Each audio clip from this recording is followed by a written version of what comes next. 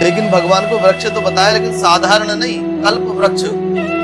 कल्प वृक्ष यानी हम जो कल्पना करें कि हमें ये प्राप्त हो, हमारे जीवन में ये उपलब्धियां हमें प्राप्त हो जाएं, हमारे जीवन में अमुक अमुक मनोरथ हैं वो सिद्ध हो जाएं,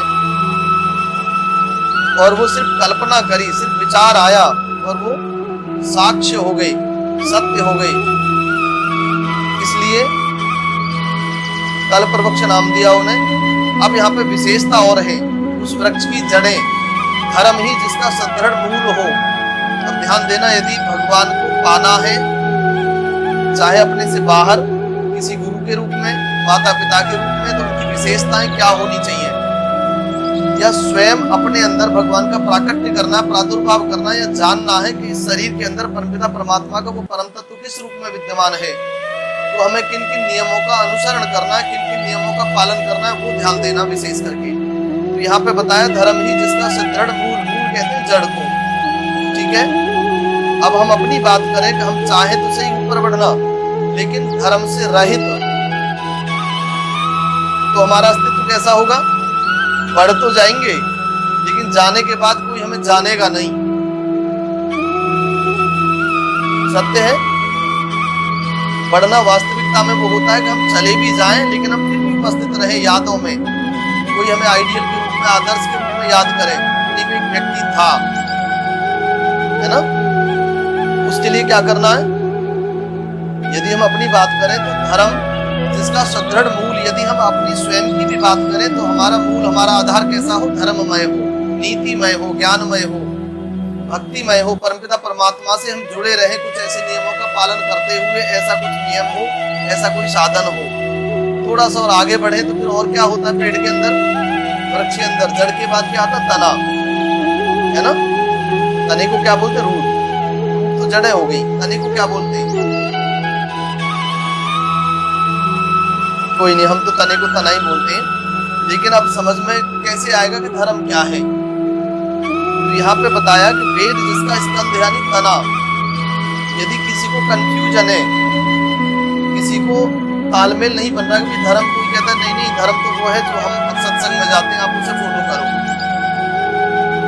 ये कहते हैं नहीं नहीं वो सत्संग नहीं, हमारे गुरुजी से मिलो, धर्म के विषय में तो वो जानते हैं, बड़ी ख्याति है उनकी, बड़ा नाम है उनका, बड़े फॉलोअर्स है उनके, ठीक। एक तीसरे सज्जन मिले, वो कहते नहीं नहीं आप दोनों बेकार की बात कर रहे हो, हमारे गुरुजी से मिलो, उनकी तो देश विदेशों में भी चर्चाएं हैं, वो ज्यादा अच्छे हैं। अब कोई साधारण व्यक्ति है, मेरे जैसा कोई व्यक्ति को कंफ्यूज हो गया, दुविधा में पड़ गया, इधर जाएं या उधर जाएं, इधर जाएं, और हो भी ही रहा है ना, तो उसका निर्णय कैसे करें, हम आधार बनाएं क्या, वेद, और आगे थोड़ा सा बढ़े, उसके बाद क्या आता है, तने के बाद क्या आता है, शाखा, टहनियां। तो यहाँ पे बताया पुराण रूपी शाखाओं से जो समृद्ध हो।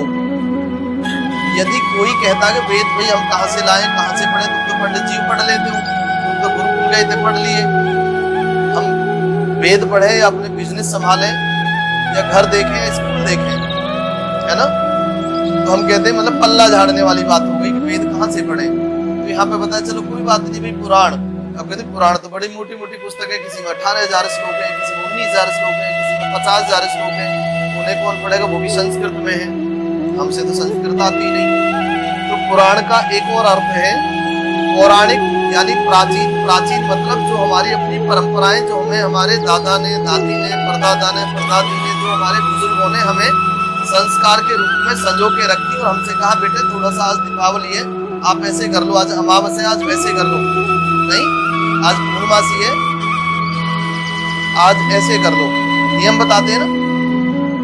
तो पुराण का मतलब सिर्फ ये नहीं, विष्णु पुराण, वायु पुराण, अग्नि पुराण, गणेश पुराण, गरुड़ पुराण, भागवत पुराण, देवी भागवत पुराण नहीं। पुराण मतलब हो गया कि हमारे प्राचीन, जो हमारी कुल की अपनी परंपराएं, जिनसे हमारा गोत्र, जिनसे हमारा वंश अभी तक बचा हुआ, हम बड़ी शान से कहते हैं कि हम फलाने वंश के हैं, फलाने गोत्र के हैं, पता है हम उस दादा के पोते या पड़ोते हैं, शान से कहते हैं, गौरवान्वित रूप से। क्यों?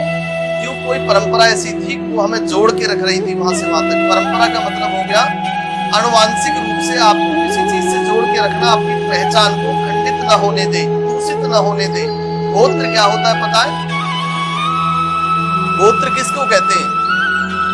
जैसे आपने कहा, मैंने आपसे कहा जी भाई साहब आपका गोत्र क्या? आप कहेंगे जी हम विदुरी हैं, गुर्जर वंश से हैं, ऐसे हम क्षत्रिय वर्ण में आते हैं। ठीक, मैं कहूँ जी चलो समझ में आ गया, लेकिन विदुरी क्या है? तो आप सोचेंगे यार ये तो हमने सोचा नहीं, बस ये पता गोत्र है, गोत्र है मतलब गोत्र है। ठीक, यदि इसके हम तय में जाए, ठीक, तो हम अमुक गोत्र, अमुक सूत्र, अमुक शाख, अमुक वेद, है ना, ये नहीं सुना आपने। आपने सुना सिर्फ भाई नाम विदुरी, ठीक है, बाकी हमें नहीं पता क्या है। ये हमें ध्यान देना चाहिए विशेष करके। डीएनए शब्द सुना है? क्या पता लगता है उससे कि ये अंश किसका है, ये कण किसका है, ये टुकड़ा किसका है। डीएनए के माध्यम से ये पता लगाया जा सकता है कि ये टुकड़ा जो मुझे प्राप्त हुआ कहां से आया, क्या है इसके पीछे का राज।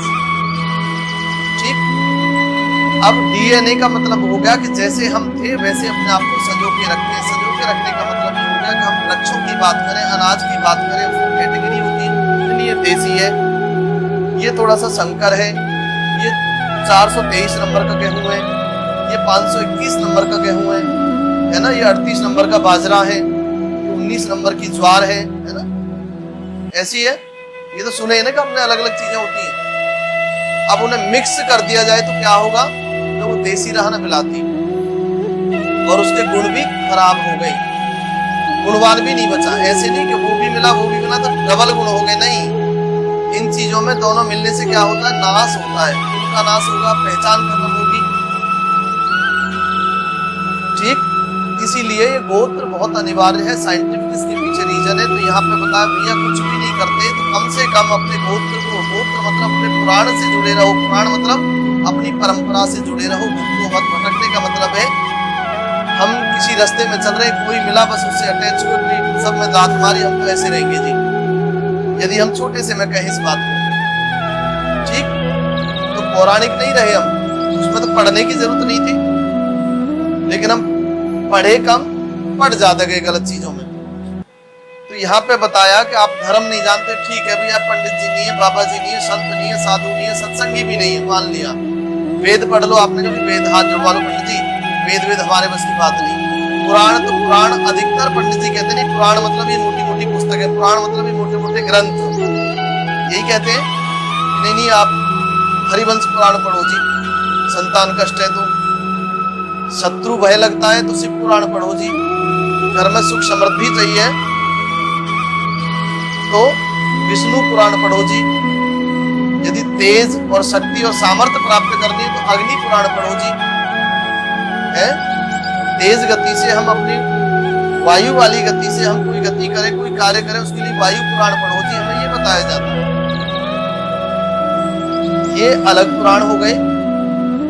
और यदि इनसे भी हटते हो तो पुराण मतलब होगा पुरातन, पुराण मतलब हो गया प्राचीन, और प्राचीन और पुरातन आपके घर में कौन है? आपकी दादी जी। यदि हम सत्य बात करें तो आप कितना फॉलो करते हो दादी जी को? नहीं, झूठ बोलते हो आप, ठीक है। हम कह रहे हैं बिल्कुल फॉलो मत करो, आप सिर्फ ये बता दो सुबह शाम तक कितनी बार चरण स्पर्श करते हो उनके। 10% में चरण स्पर्श करना भी नहीं जुड़ा, बेशक वो गालियां दे, मान के चलो। नहीं, हम तो एक साधारण सी बात करें तो गड़बड़ है। अब आप ये भी ध्यान दो, यदि हम वो भी ना करें तो यज्ञ अनुष्ठान इत्यादि है, मान लो हमने कहा भी हमारे बस की नहीं है, तुम्हें क्या पता, हमें पता हमारी दादी कैसी है, हम तो रोज पान धो के पीने, पर ऐसा हो तो सही कोई, है ना। मतलब दिक्कत होती है, निजी है, पारिवारिक मामला, तो इसमें हम ज्यादा नहीं जाएंगे, हम थोड़ा सा आगे बढ़ जाते हैं। ठीक है, अभी बड़े बूढ़े इनकी भी मत मानो, लेकिन मानोगे तो पहचान बनी रहेगी कि आप कौन थे।